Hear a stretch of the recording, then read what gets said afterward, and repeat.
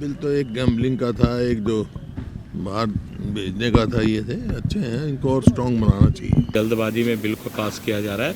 अगर वो पीछे देखें जो पूर्व में उनका राज रहा तब उन्होंने किस प्रकार से बिलों को पास किया, वो भी कोई आप लोगों से छुपा हुआ नहीं है। जानवरों जैसे वापस आ रहे हैं हमारे बच्चे।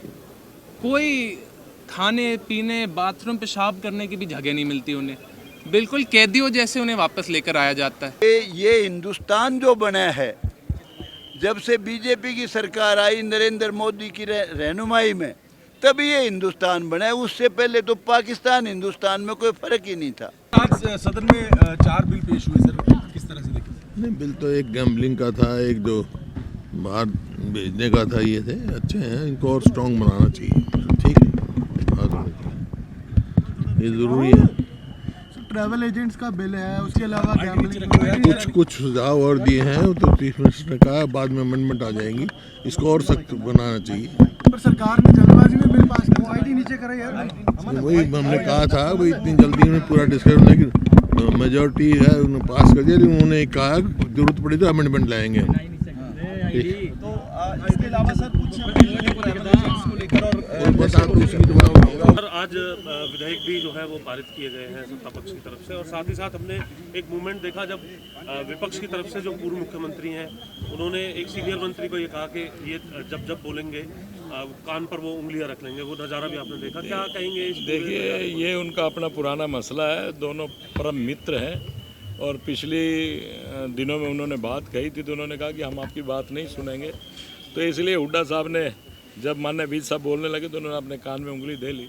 तो वो आपस में हास्य, जो ये कहूँगा हास्य मजाक जो हुआ वो आपके सामने ही है। लगातार कहीं ना कहीं गोष्ठी और कहीं ना कहीं मतलब विवाद और हंसी मजाक चलता रहता है। सर, आज विपक्ष की तरफ से आरोप लगाया गया कि सरकार जल्दबाजी में जो बिल है वो पेश करवा रही है, जबकि सदन का मेन काम ही बिल पास करना होता है। सिलेक्ट कमेटी में एक बिल टूर ट्रैवल को भेजने की शायद मांग आई थी, लेकिन सरकार ने नहीं मानी। तो कहीं ना कहीं सरकार के ऊपर जल्दबाजी में बिल। देखिए, ये बात जो हमारे साथियों ने कही है गलत कही है। ऐसा कोई विषय नहीं है कि जल्दबाजी में बिल को पास किया जा रहा है।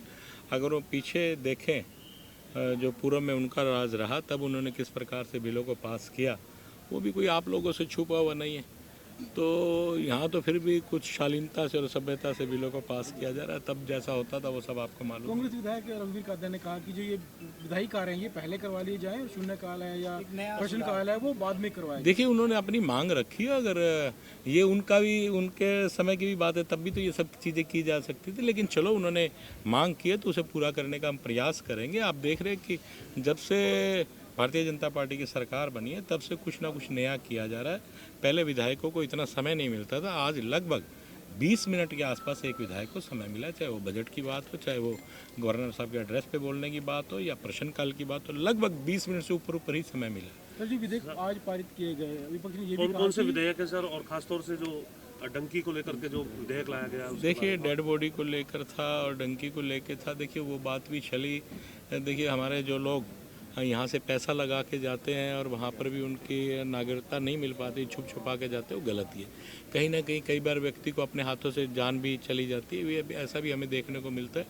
तो कम से कम जैसे माननीय मुख्यमंत्री जी ने कहा कि इस प्रकार से ये चीज़ की जाएगी कि हम लोग ऐसा प्रयास करेंगे कि जितने लोग यहाँ से जाएँ विदेश में तो उनके रजिस्ट्रेशन हो गया, इस देश में फलां देश में इतने व्यक्ति, फलां देश में इतने व्यक्ति गए।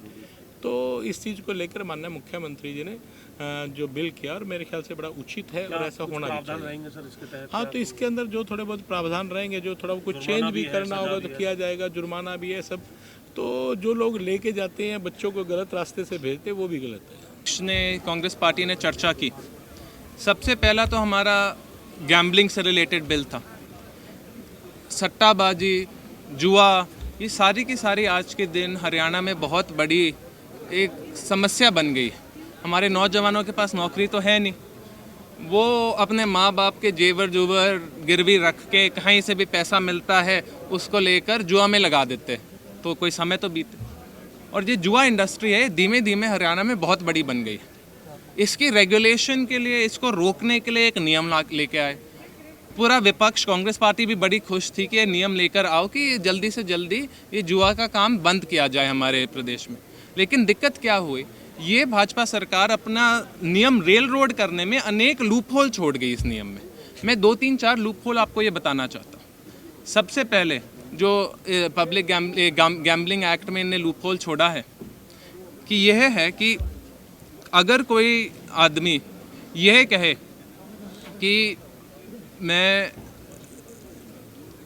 अगर सरकार एक दिन ये कह दे कि हॉर्स रेसिंग हो, अगर हॉकी पे बेटिंग हो, अगर कमोडिटी मार्केट पे गोल्ड, आयरन, सिल्वर, चांदी, सोना के ऊपर कोई सट्टाबाजी हो, वो सारा का सारा सरकार के हाथ में है। वो निर्णय लेना चाहे अगर इस पे लागू करना चाहती है ये नियम या नहीं। तो कल के दिन अगर मैं गोल्ड और सोने और चांदी पे सट्टाबाजी करने लगूँ, ज़रूरी नहीं कि वो इलीगल होएगा, ज़रूरी नहीं उस पर कोई पनिशमेंट होएगी। दूसरी बात, अगर कल के दिन मैं सरकार निर्णय ले सकती है कि क्या गेम ऑफ चांस है, क्या गेम ऑफ स्किल है। वही जैसे मैं बोल रहा था, कोई हॉर्स रेसिंग, हॉर्स बेटिंग हो गया या हॉकी पे हो गया, अगर कल के दिन सरकार बोल दे ये तो गेम ऑफ स्किल है, गेम ऑफ चांस नहीं, तो फिर उस पर भी कोई अगर गैम्बलिंग होए वो भी इलीगल नहीं है। तो ये तो आपने लूप होल बना दिया, सरकार को इतनी ताकत दे दी, कल के दिन कोई भी सरकार आए वो किसी भी गेम को गेम ऑफ स्किल बना सकती है, गेम ऑफ चांस की जगह, फिर उस पर ये नियम लागू ही नहीं होता। तो फिर ये तो भ्रष्टाचार करने का एक बहुत बड़ा माध्यम क्रिएट कर दिया आपने। दूसरी जो बड़ी दिक्कत आती है गैम्बलिंग में कि अनेक ऐसे वस्तु होते हैं, आइटम्स होती है जो गैम्बलिंग के लिए इस्तेमाल करते हैं, उसको डेफिनेशनली आपने इंक्लूड ही नहीं किया। तो हो सकता है कोई पोकर मैट मैं इस्तेमाल करूँ, फलानी चीज़ इस्तेमाल करूँ जिसमें मैं गैम्बलिंग कर रहा हूँ, बट नियम में लिखा ही नहीं हुआ कि वो इलीगल है, तो उस पर काम चलता रहेगा। आज के दिन गैम्बलिंग इतनी बड़ा इशू बन गया है, लेकिन जब हम मुख्यमंत्री जी से बात करते हैं कि आप सिलेक्ट कमेटी के पास इसको भेजिए, हमें एक्सपर्ट से बात करने दीजिए कि कैसे हम अपने बच्चों को जुए से हटा सकते हैं, गैम्बलिंग से दूर कर सकते हैं, तो माननीय मुख्यमंत्री जी बोल देते हैं ना ये बिल तो बहुत बढ़िया है, जल्दी से जल्दी इसे पास कीजिए। मुख्यमंत्री जी, हम चाहते हैं कि हम हित के लिए काम करें, हरियाणा के भविष्य के हित के लिए काम करें, तो प्लीज़ हमारी बात भी सुनिए, विपक्ष की बात भी सुनिए। हम भी चुन के ही आए हैं, हम भी नौजवानों के भविष्य के बारे में सोचते हैं। और जो दूसरा बिल है, जो ये ट्रैवल एजेंटों के रेगुलेशन के बारे में, मैं आपको इसके बारे में भी बताता हूँ। ट्रैवल एजेंट के रेगुलेशन के बिल में बहुत सारी कमियाँ थी। एक तो जो सारा का सारा पैसा हम ट्रैवल एजेंट को देते हैं, 30, 40, 50 लाख जो हमारे बच्चे अपने घर को गिरवी रख कर देते हैं, उसको वापस लाने का कोई मैकेनिज़्म नहीं बनाया गया। अगर ये पैसा वापस नहीं आएगा, वो ट्रैवल एजेंट जेल जाए ना जाए, हमारे बच्चों को क्या लेना था। हमारे बच्चों को तो अपना घर चलाना है, उनने तो पैसा अपने ज़मीन बेच दी, अब कोई पैसा वापस नहीं आया। 50 लाख रुपए अगर कोई आम आदमी खो दे, अगली तो पूरी ज़िंदगी वापस नहीं लेकर आ पाता उतना पैसा, ना फिर ये सरकार कोई मदद करती उसका। ऐसे ही उसके डेफिनेशन में भी उन्होंने लूप होल इतने छोड़ दिए। एक लूप होल उन्होंने ये बना दिया कि अगर मैं कल के दिन ये बोल दूँ कि ना मैं पलायन के लिए या इलीगल इमिग्रेशन के लिए नहीं, मैं तो बच्चों को कंपटीशन के लिए बाहर भेजता हूँ या कल्चरल प्रोग्राम में बाहर भेजता हूँ और वो खुद वहाँ रह जाते हैं, तो ये मेरी गलती नहीं है। तो ये तो सारे के सारे ये ट्रैवल एजेंट आज कल से यही बोलने लग जाएंगे। और डेफिनेशन में यह भी कह दिया कि आपको प्रूव करना पड़ेगा कि पैसे दिए थे आपने इस ट्रैवल एजेंट को। आप तो जानते ही हैं, गाँव में, छोटे शहरों में तो कैश दिया जाता है, 20-30 लाख बहुत कैश होता है, बट फिर भी कैश ही दिया जाता है। उसका प्रूफ और रिसीट तो कोई देता नहीं। कोई ट्रैवल एजेंट तो बोलेगा नहीं मुझे 40 लाख रुपए दिए गए थे, वो तो बोलेगा सर मुझे तो फलाना थोड़ा सा पैसा दिया था, उसका तो मैंने काम कर दिया, या हो सकता है रिसीट ही ना काटे। तो फिर वो बर्डन ऑफ प्रूफ फिर से हमारे बच्चों पे आ जाता है। ये हमारे बच्चों की मदद करने की जगह, ये तो हमारे बच्चों को और काम देने का है और उन्हें फिर से किसी सरकारी अफसरों या कोर्ट के चक्कर लगाने के लिए। ये अनेक दिक्कतें, मैं पब्लिक गैम्बलिंग में भी मैं वही बात करना चाहता था। अगर आप और प्रांतों को देखोगे, पब्लिक गैम्बलिंग और बच्चों के पलायन और ट्रैवल एजेंट की रेगुलेशन में उन्होंने अनेक अथॉरिटियाँ बनाई हैं। आप आंध्र प्रदेश, तेलंगाना को देखिए, आप मिज़ोरम को देखिए, आप तमिलनाडु को देखिए, ये बहुत सारा काम कर रहे हैं और इनके नियम को हमें सीख के सिलेक्ट कमेटी बैठा के हमें अपने नियम बनाने चाहिए। लेकिन ना तो हम अपने जो आसपास वाले प्रांत हैं या भारत के प्रांत हैं उनसे सीखते, ना विदेश में जो नियम बने हैं उनसे सीखते। ये तो जो एक दिन ये सरकार सोचती है हम कुछ नियम बनाएंगे, उसी दिन बना के पास करवा देते हैं। ऐसे काम नहीं चलेगा। और मैं सच्ची में विनती करता हूँ कि माननीय मुख्यमंत्री जी और ये सारी भाजपा सरकार सबकी बात सुने, सारे इनपुट ले, एक्सपर्ट से बात करें और ये सारे के सारे लूप होल्स जो इन दोनों नियमों में बने हैं ये हम जल्दी से जल्दी अमेंडमेंट के माध्यम से क्लोज करें। शुक्रिया।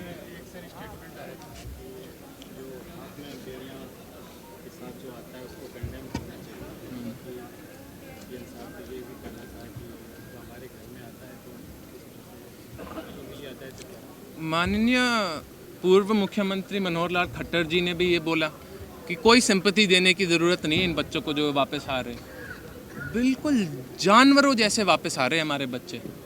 कोई खाने पीने बाथरूम पेशाब करने की भी जगह नहीं मिलती उन्हें। बिल्कुल कैदियों जैसे उन्हें वापस लेकर आया जाता है।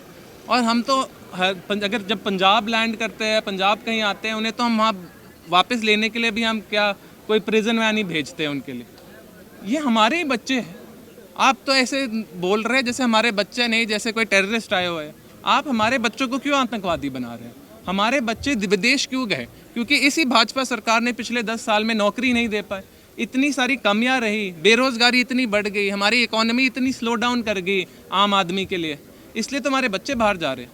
फिर आप इन्हें ही सिंपैथी नहीं देते, इन्हें तो बोलते बाहर जाने दो, जो भी होता है इन्हें होने दो। मैंने इसलिए अपने स्टेटमेंट में बोला और माननीय मुख्यमंत्री जी से बोला कि हमें एक मैकेनिज्म क्रिएट करना चाहिए इन बच्चों को लीगल असिस्टेंस देने का, इन बच्चों को अगर कोई चोट चूट लग जाए बाहर कोई सपोर्ट करने का, अगर किसी बच्चे की दुर्भाग्य से मौत हो जाए उसकी लाश वापस लेकर आने के लिए मदद करनी चाहिए। मैं और अनेक कांग्रेस के विधायक बार बार चिट्ठी लिखते रहते हैं एक्सटर्नल अफेयर्स मंत्री जी को कि प्लीज़ मदद कर दीजिए। ना तो सेंटर से मदद मिलती, ना हमें स्टेट में मदद मिलती। तो प्लीज़ हमें ये सारे के सारे मैकेनिज्म इसके साथ साथ इस रेगुलेशन ऑफ ट्रैवल एजेंट के साथ साथ हमें बनाने चाहिए जो हमारे सारे हज़ारों लाखों बच्चे बाहर गए उनकी मदद करने की। कहा वो लोग बहुत ही ज़्यादा घोर जातिवादी और मेरे भी खिलाफ हैं और मैं जिस घर से आता हूँ उसके भी खिलाफ हैं। ऐसे ऐसे लोगों को ये धंधा नहीं, कोई और धंधा कर ले, इससे भी गंदा धंधा। ये तो बहुत पवित्र धंधा जिसको वो गंदा कर रहे हैं। एक बार जिन दिनों में संघर्ष में था, 2000 से 2005 का समय है ये, उन दिनों एक पत्रकार ने ये खबर छापी थी अखबार में कि भाई अब की बार देखो बड़ा दिलचस्प मुकाबला होने वाला है। मेरे बारे में उसने ये कहा, एक कैंडिडेट जो यूं कहता है, जिसने ये कहा कि भाई कह तो लकड़ी दे दो या वोट दे दो, वो गलत बोल गया था। वो मुझे बास गांव में मिल गया, वो बच्चा बडाले का था, अब नहीं है इस समय वो। मैंने कब कहा ये कि लकड़ी दे दो या वोट दे दो? जब तक इलेक्शन नहीं हुआ था, बीच की बात है। तो कहता है जी आपके हक की छापी है मैंने तो खबर। मैं कहा मैंने कहा कभी? कौन सा टाइम की बात है? ये जिन दिनों 2000 से 2005 के बीच में, जिन दिनों में रोजाना दुख सुख में लोगों के जाता था, बहुत संघर्ष कर रहा था। मैंने कहा मैंने कब कहा ये कि भाई तुम लकड़ी दे दो या वोट दे दो? कहता है जी कहा तो नहीं, पर ये तो आपके हक की छापी है मैंने खबर, आपको फ़ायदा होगा इससे। मैंने कहा बहुत बुरा मैंने उसके साथ बर्ताव किया। मैं कहा तू बड़ा जलील लड़का है, ऐसी नीचता की खबर तूने छापी जो मैंने कही नहीं, वो खबर तूने छाप दी। और वो लोग क्योंकि घोर जातिवादी मेरे खिलाफ और हर बरादरी के खिलाफ हैं, वो बहुत जातिवादी संकीर्ण ख्यालात के दो हैं, वो एक नहीं है। वो मेरे खिलाफ उन्होंने कहा कि तो एमएलए इसलिए बन गया कि ये कहता था भी कह दो गोसा दे दो, गोसा नोट लकड़ी, यानी निकृष्ट क्वालिटी की नीचता की बात उन्होंने की कि या तो गोसा दे दो या वोट दे दो, इसलिए बन गया। भाई मैं उनको कहता हूँ कि भले तुम भाई सारे बन जाओ एमएलए, तुम खुद बनो, तुम्हारे भाई को बनाओ, तेरी माँ को बना, तेरी बहन को बना, तेरे साले को बना, तेरे सारे परिवार को बना। अगर गोसा दे दो कहने से एमएलए बन सकता है कोई, तो तुम सारे बन जाओ। तो भाई मेरी तो आप सबको पहले ये सलाह है, आप निष्पक्ष खबरें दिया करो ताकि आपकी इस प्रोफेशन की सैंक्टिटी बनी रहे, लोग आपको बहुत ऊंची नज़र से, अच्छी नज़र से देखें। मेरी ये सलाह है। दादा अभी पीछे विधानसभा के अंदर भी कुछ ऐसी बातें आई थी, मैं उनको रिपीट नहीं करूँगा। विधानसभा के अंदर भी तो उसके बाद फिर एक सौहार्द बनाने के लिए आपको बिठाया गया था जलेबी खाने के लिए। चलो ऐसा है, जो बातें उस दिन थी आज भी वही हैं, कोई उन बातों में तब्दीली नहीं है। जैसा था उस दिन का वातावरण ऐसा ही आज भी है, कोई बात उसके बाद हुई नहीं। मुझे बुलाया था मुख्यमंत्री जी ने कहा, मुख्यमंत्री जी को भी पता नहीं था, वो कह रहे थे जी मुझे भी कहा गया कि जी चाय पी लो।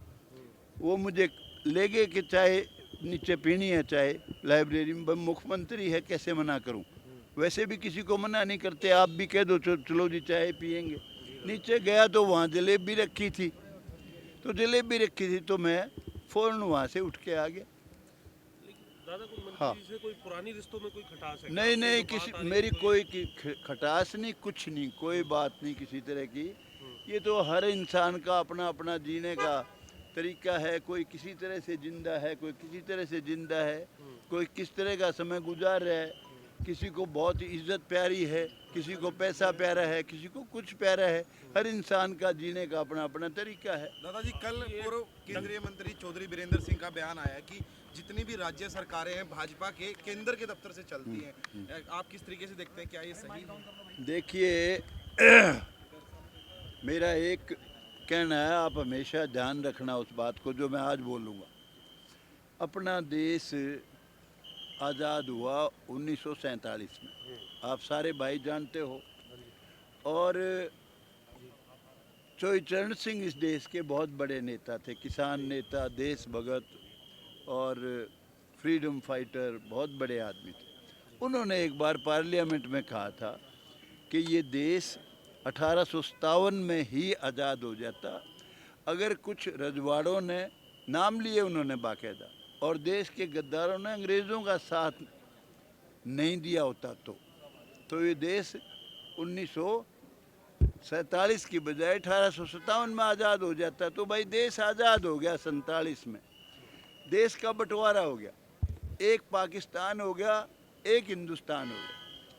लेकिन मेरी सोच ये है कि ये हिंदुस्तान जो बना है, जब से बीजेपी की सरकार आई नरेंद्र मोदी की रहनुमाई में, तभी ये हिंदुस्तान बना है। उससे पहले तो पाकिस्तान हिंदुस्तान में कोई फ़र्क ही नहीं था।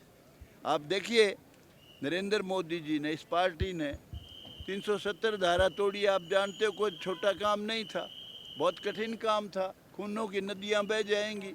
इसी तरह से मंदिर का काम था, राम मंदिर का, मंदिर के बारे में कांग्रेस पार्टी की यही सोच थी कि मंदिर नहीं बनना चाहिए। इसी तरह से अनेक ये था, 3 तलाक का मामला था और कई चीज़ें थी। ये महिला रिजर्वेशन का जब भी बिल आता था फाड़ देते थे वो, जितने भी इंडिया में लोग हैं। नरेंद्र मोदी जी ने 1/3 रिजर्वेशन कर दिया महिलाओं के लिए, MP में, MLA में। तो देश जो पहली बार आज महसूस होता है कि हिंदुस्तान है, ये बीजेपी की और नरेंद्र मोदी की देन है, मेरी ये सोच है। और जहाँ तक हरियाणा की बात है भाई, हरियाणा को मैंने बहुत करीब से, मेरा 80वां साल चल रहा है इस समय, हर सरकार को देखा मैंने। जितना